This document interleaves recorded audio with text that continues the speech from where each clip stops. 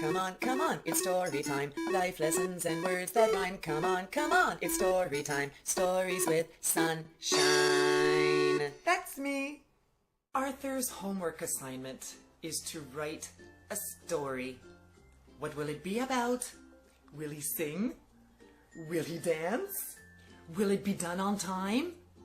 Will his dog eat his homework? Welcome to Stories with Sunshine. I'm really happy you're here. Arthur writes a story by Mark Brown. Let's get started. Arthur's teacher, Mr. Ratburn, explained the homework. "Oh, what should the story be about?" Arthur asked. "Anything," Mr. Ratburn said. "Write about something that is important to you." And here we can see on the chalkboard, write a story. And there's 3 steps. So the first step, you need to have a beginning, a middle, and an end. The second step is use details. And the third step is be creative.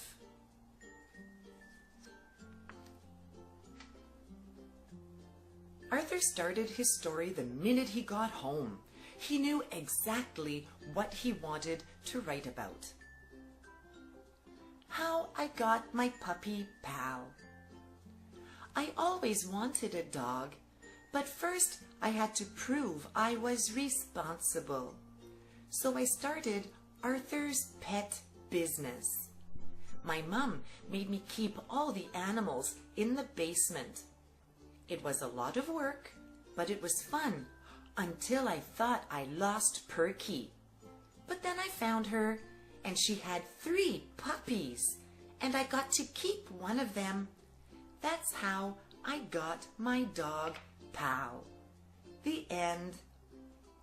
And he even did a drawing for his story.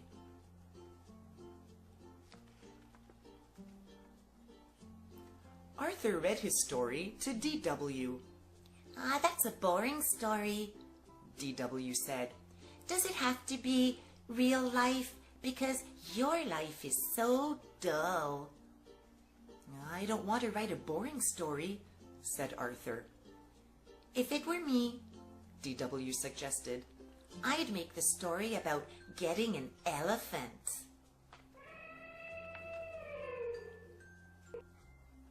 The next day, Arthur read his new story to Buster. "Did you like the part about the elephant puppies?" he asked. "It's okay, I guess," said Buster. "I'm writing a cool story about outer space." Maybe my story should take place on the moon, thought Arthur. On Wednesday, Arthur read his newest story to the brain. "Scientifically speaking, elephants would weigh less on the moon, but wouldn't float that high," said the brain. "So you don't like it?" asked Arthur. "A good story should be well researched," said the brain. "Like mine, if I had a pet stegosaurus in the Jurassic period." So first Arthur, he listened to D.W. So then his story about his puppy turned into like elephant puppies. And now after talking to the brain, well, he has to do like a lot of research. Uh-oh, Arthur's story is really starting to get mixed up. Arthur hurried to the library. What are all those books for? Asked Francine. "Research," said Arthur. "I'm reading about my pet 5-toed mammal of the genus Loxodonta." "Your what?" asked Francine. "My elephant," Arthur explained. "Oh," said Francine. "I'm putting jokes in my story." All through dinner, Arthur worried about his story. "Please pass the corn," asked Father. "A corn! That's it, said Arthur. Purple corn and blue elephants on planet Schmelephant. Now that's funny. Arthur is acting weirder than usual, said DW.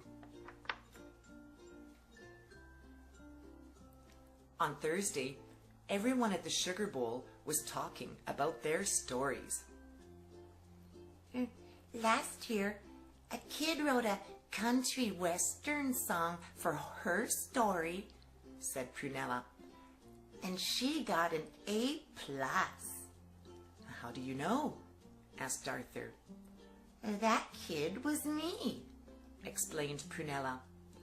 Mr. Ratburn said I should send it to a record company. It was that good. Wow, said Arthur. Wow. Oh no.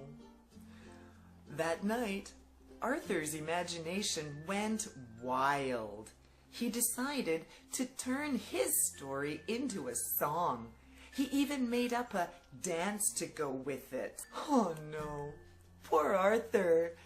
His story about his puppy isn't even his story anymore. He's listening to everybody else's ideas and his story is like totally mixed up now with like singing and dancing elephants. Let's see what happens next. Later, he tried it out on his family. Now this little boy can go home and enjoy his own personal striped elephant. And you will see how happy he will be here on planet Schmelephant. Well, said Arthur, what do you think?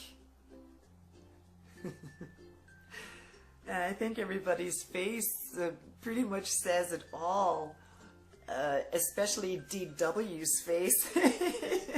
She looks like she's thinking, what was that?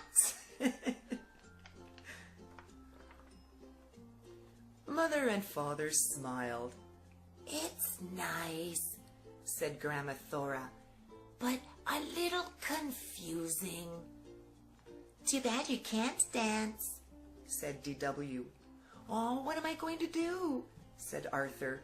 My story is due tomorrow. That night, Arthur didn't sleep very well.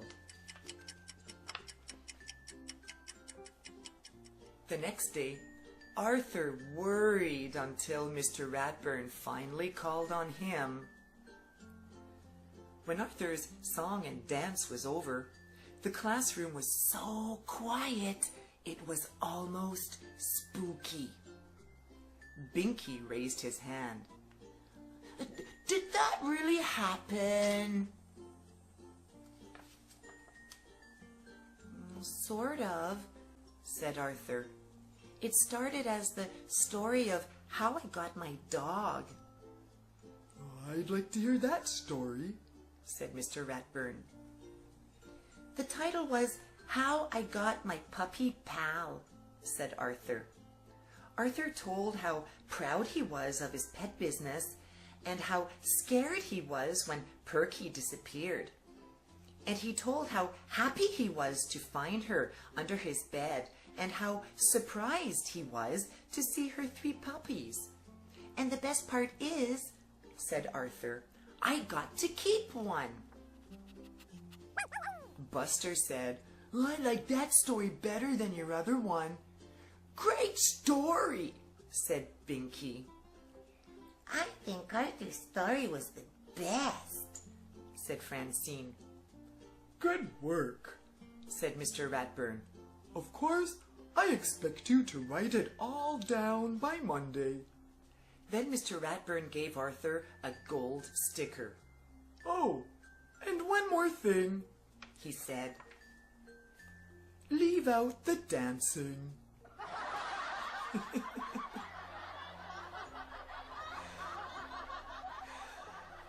Wow, poor Arthur. He wanted to listen and incorporate the ideas of everyone else that his story was just too much. It was too much. He lost his story. It just became a little bit of everyone else's story.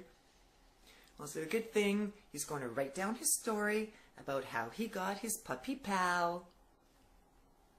I'm sure it'll all turn out well. If you like this story, give it a thumbs up. You can share it, or you can listen to it again. See you next time.